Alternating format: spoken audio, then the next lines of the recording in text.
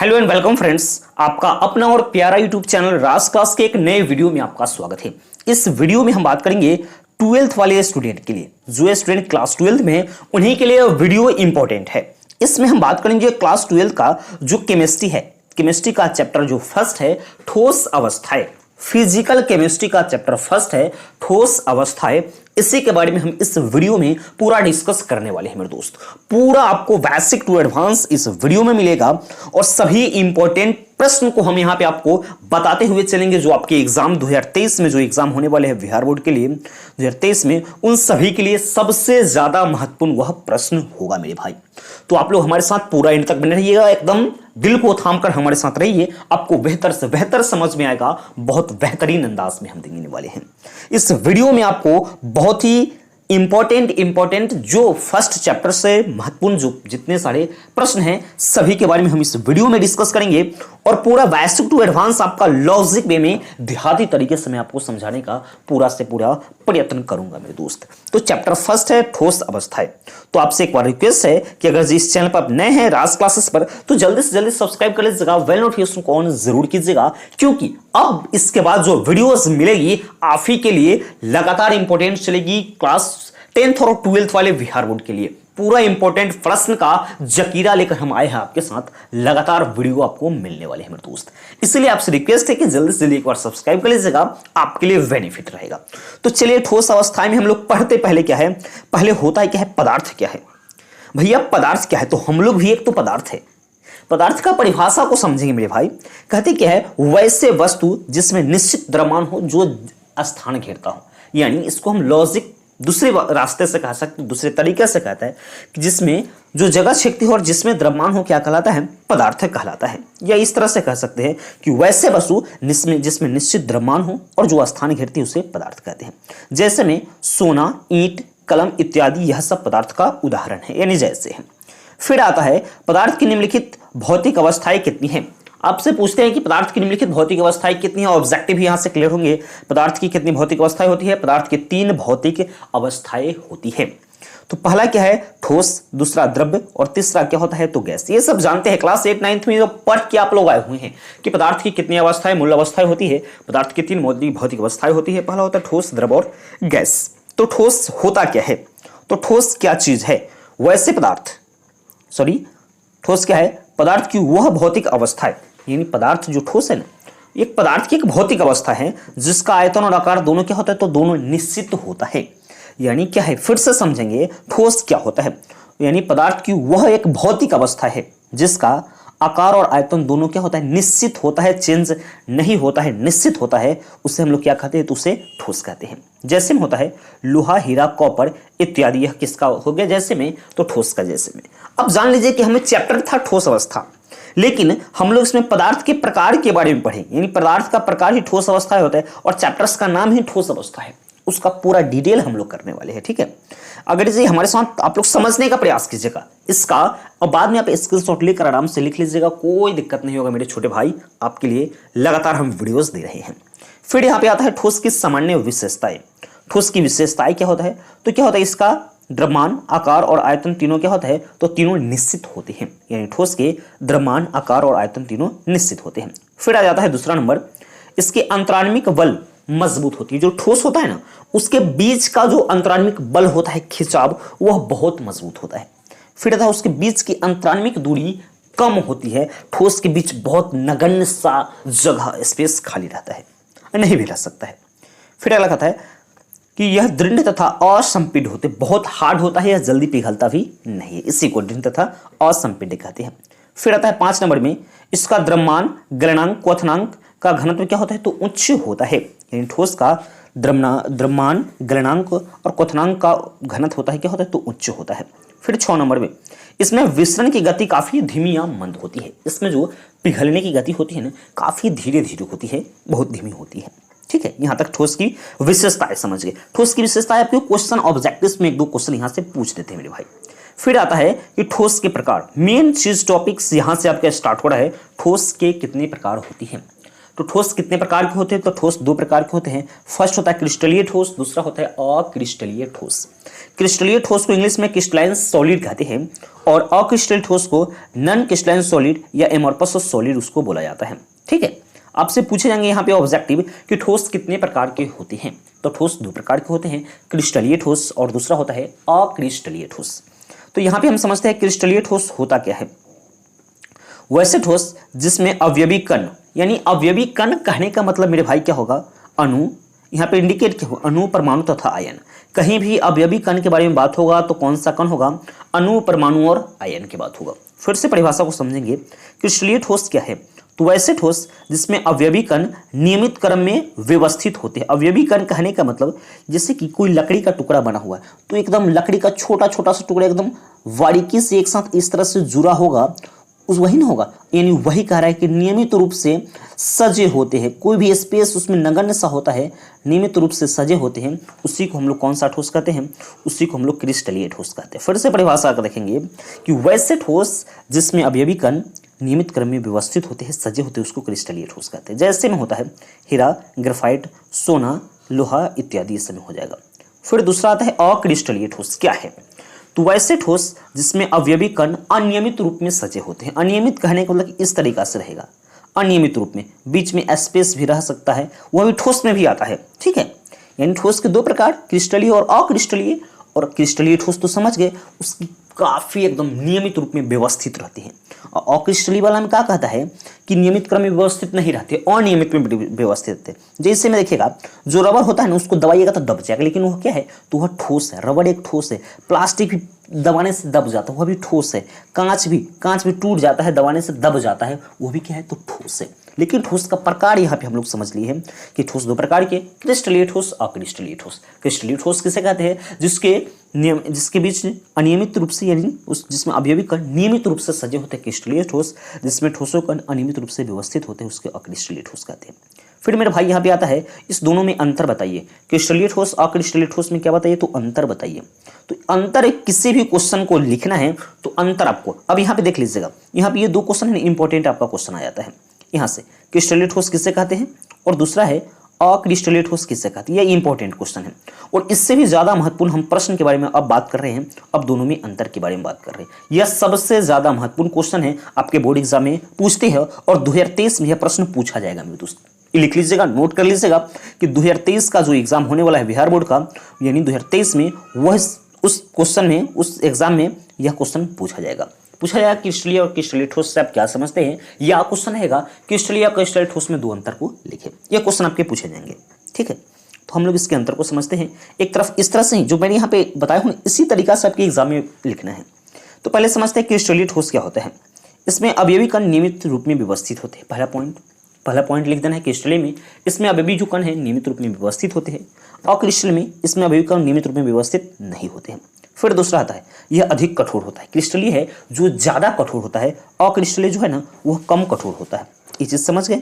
फिर तीसरा पॉइंट आता है, इसका यानी इसका गलनांक निश्चित होता है और इसका गलनांक क्या होता है? तो इसका गलनांक अनिश्चित होता है, क्रिस्टलीय अक्रिस्टलीय ठोस का। फिर इसमें आता है, इससे काटने पर नियमित सतह प्राप्त होती है। जैसे लोहा हुआ है, लोहा हीरा इस सबको काटिएगा ना तो नियमित सतह यानी चिकना सतह, काटने के बाद भी वो चिकना सतह प्राप्त होगा।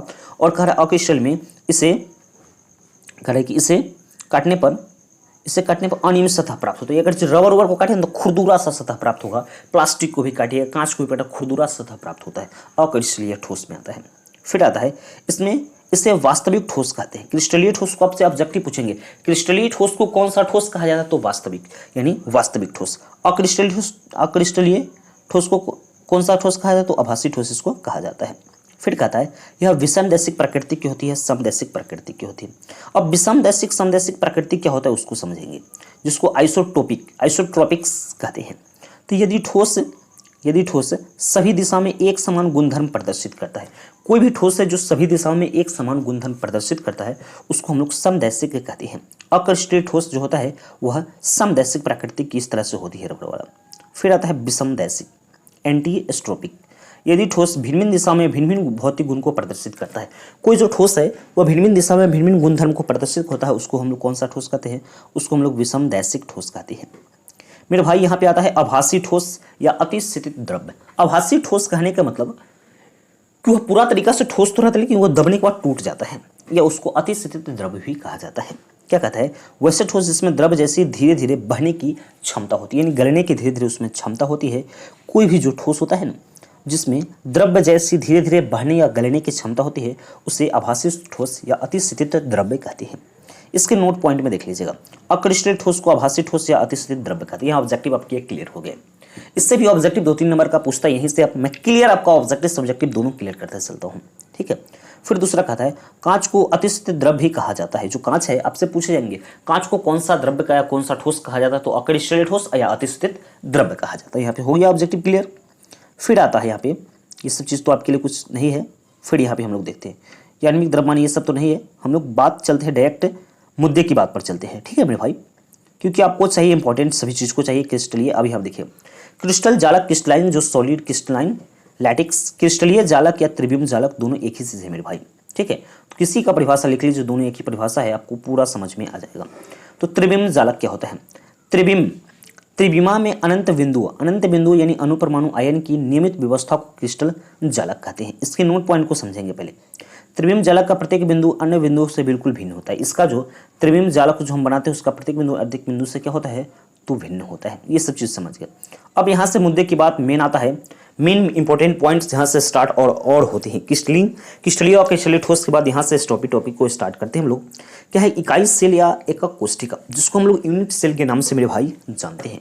मेरे छोटे वाले भाई, आप लोग इस चीज वीडियो को पूरा ध्यान से देखिएगा ना, आप ही के रिक्वेस्ट पर यह वीडियो बनाया जा रहा है। लगातार आपकी एक दिन बीच करके पूरे वीडियोस आपको दे दिया जाएगा, पूरा सीरीज दे दिया जाएगा। हम आपको 1 से 1.5 महीने में पूरी केमिस्ट्री का VBI जितना टॉपिक सब हम क्लियर करके बेहतर से बेहतर आपका रिजल्ट देने का मैं गारंटी देता हूं।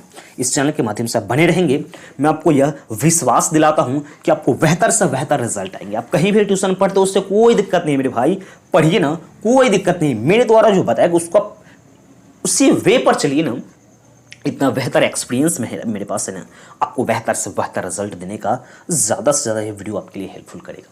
लगातार वीडियो को देखिए, क्लास 10th वाले हो क्लास 10th का वीडियोस देखिए, क्लास 12th में क्लास 12th का वीडियोस देखिए, सब टाइप्स के वीडियोस आपके आते रहेंगे। चलिए तो इकाई सेल को समझते हैं, एकक कोशिका को। क्रिस्टल जालक की वह सूक्ष्मतम इकाई जिससे बार बार दोहराने पर संपूर्ण जालक का निर्माण होता है। जैसे कोई इकाई है, इस तरह से अगर हम करते हैं, इसको बार बार दोहराने पर एक बड़ा सा जाल का निर्माण होता है। इसी को हम लोग क्या कहते हैं, तो इसी को हम लोग कहते हैं इकाई सेल कहा जाता है। जैसे है ईंट एक इकाई सेल है, जो हम लोग घर का दरवाजा घर बनाते हैं तो ईंट जो है एक इकाई सेल है। छोटा छोटा ईंट को हम जोड़कर एक दीवार बनाते हैं और दीवार को जोड़कर एक घर बनाते हैं और घर को जोड़कर एक बिल्डिंग महल को हम लोग निर्माण करते हैं मेरे भाई। यही इसका उदाहरण है। जैसे में देखिएगा इकाई सेल की विशेषता देखिएगा, इसमें 3 अक्षीय लंबाई दूरी ABC से निरूपित उसको हम लोग करते हैं। जैसे नीचे फिगर हम बनाए हुए हैं, इसमें तीनों अक्षीय कोण को अल्फा बीटा और गामा से निरूपित करते हैं। जैसे कि यहाँ फिगर में हम देख रहे हैं। ठीक है, यह जो फिगर है, ये फिगर बना हुआ है, इसमें X Y और इस तरफ Z वाले हैं, सबको यहाँ पे आपको निरूपित किया गया। इस फिगर को आप लोग देख लीजिएगा। ठीक है, अब आता है इकाई सेल के प्रकार। तो इकाई सेल के प्रकार में हम लोग समझ देंगे आधे या सरल एकक कोशिका, जिसको सिंपल क्यूबिक सेल कहते हैं, SCC जिसको बोला जाता है मेरे भाई। फिर आता है केंद्रित एकक कोशिका। तो पहले आधे एक सरल एकक कोशिका को हम समझते हैं। क्या है, वैसे एकक कोशिका जिसमें अवयवी कण केवल कोनों पर उपस्थित होते हैं। जो अवयवी कण इसमें होते हैं ना, केवल कोण पर उपस्थित होते हैं। यह सब जो कोण होता है ना, इस कोण पर केवल उपस्थित होते हैं। इसमें 8 कोण है। ठीक है, उसमें उपस्थित होते हैं। पूरा समझ लेंगे। यहाँ पे एक कोशिका अवयवों की संख्या, यहाँ देखिए कोण है, यहाँ इस पर समझिएगा, क्योंकि जो घनाभ के आकार का होता है उसमें कितना है, ये जो कोण पर उपस्थित होता है उसको 1/8, केंद्र पर 1, 1/2, ये सब हम आपको इंडिकेट यानी समझा देंगे। यहाँ पे आपको बता दूंगा मैं। तो यहाँ देखिएगा 8 कोण है, 1 पर 1/8 होता है। यहाँ पे देख लीजिएगा SCC में परमाणु की संख्या कितनी है, तो 8 कोणों पर कण, 8 कोणों पर जो कण है इसका एक कणों का योगदान। तो 8 कोण पर 8 कण है, इसका 1/8 है, कैंसिल करेंगे तो कितना हो गया 1। SCC के परमाणु की संख्या आपके ऑब्जेक्टिव में पूछते हैं कि SCC के परमाणु की संख्या कितनी होती है। SCC में परमाणु की संख्या कितनी होती है, तो 1 होती है। आप लोग खुद ब खुद निकाल सकते हैं। अब यहाँ देखिएगा इस फिगर में समझिएगा, इसको हम लोग फलक कहते हैं, इसको कोनों कहते हैं। इस यह किनारा है, फलक है, केंद्रक है। तो फलक पर 1/2, कोनों पर 1/8, केंद्र पर 1 होता है। इसका वो संख्या रहता है। जैसे यहाँ देखिए सेंट्रेड क्यूबिक सेल, वैसे केस जिसमें अवयवी कण केवल कणों में के अलावा अन्य स्थितियों पर उपस्थित होते हैं। देखिएगा यहाँ, और यह 3 प्रकार के होते हैं। जैसे इसमें हमको पढ़ना 2 ही है, लेकिन होता 3 है। अंतः एक 2 ही पढ़ना है मेरे भाई समझेंगे आप, 2 ही इसमें से पढ़ना है। बीसीसी और एफसीसी पढ़ना है हमको, ईसीसी नहीं पढ़ना है हमको। तो यहाँ हम बीसीसी के बारे में बात करेंगे। वैसे एक कोष्ठिका जिसमें 8 अवयवी कण कोनों पर उपस्थित होते हैं। 8 जो अवयवी कण हैं वो कोने पर उपस्थित होते हैं तथा एक अवयवी कण अंतः केंद्र पर। अब यहाँ इस फिगर में देखिएगा, यहाँ पे 8 कण है, 8 कोण है, सब पर 1/8 उपस्थित होगा, ठीक है। और जो केंद्र है उसमें 1 उपस्थित होगा। तो पहले देखेंगे यहाँ, यानी 8 कोना है और सब पर 1/8 है, तो 8 से 8 कैंसिल, 1 बच गया। फिर प्लस करना है, और केंद्र में 1 है तो 1 1 2 हो जाएगा। आपसे पूछे क्या जाएंगे कि बीसीसी में केंद्रों की संख्या कितनी, परमाणु की संख्या कितनी होती है? तो बीसीसी में परमाणु की संख्या 2 होती है। इसमें देख लीजिएगा, ठीक है। अब आता है एफसीसी यानी फलक केंद्रित कोष्ठिका। इस फिगर के माध्यम से समझिएगा, फलक केंद्रित कोष्ठिका यानी कोनों पर तो 1/8 होगा और फलक पर 1/2 उसमें उसका योगदान होता है।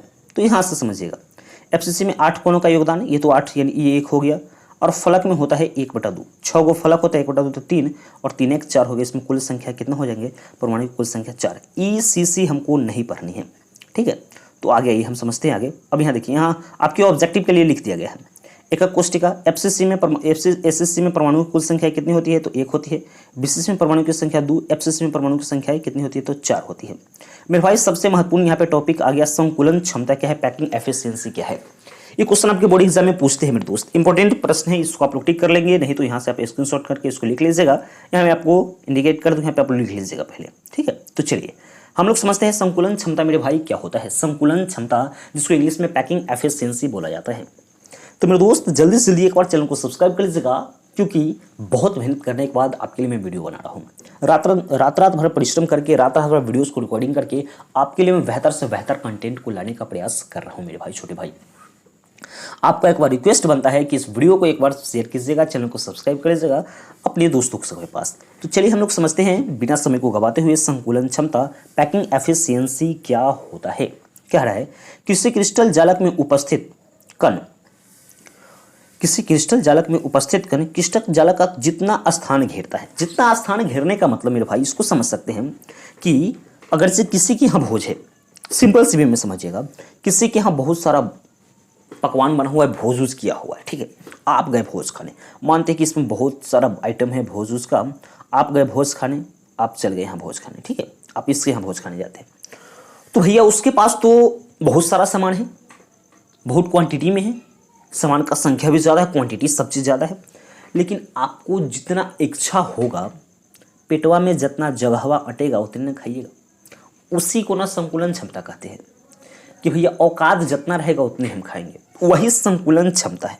क्या कहता है परिभाषा समझिएगा, वो लॉजिक में आप समझ गए। कह रहे क्या है, किसी क्रिस्टल जालक में उपस्थित जो कण है, एक क्रिस्टल जालक है, उसमें जो कण उपस्थित है वह क्रिस्टल जालक का जितना स्थान घेरेगा भाई, उसी को ना क्रिस्टल जालक की संकुलन क्षमता कहते हैं, यानी उसी का ना औकात कहते हैं। हम यहाँ भोज तो हो रहा है, लेकिन भोज में बहुत चीज़ बट रहा है, हमारा क्षमता औकात 2 को पूरी खाने का है, तो हमारा क्षमता कितना है? तो हमारा क्षमता 2 है, यानी हमारी संकुलन क्षमता 2 पूरी खाने की हमारी संकुलन क्षमता ये है।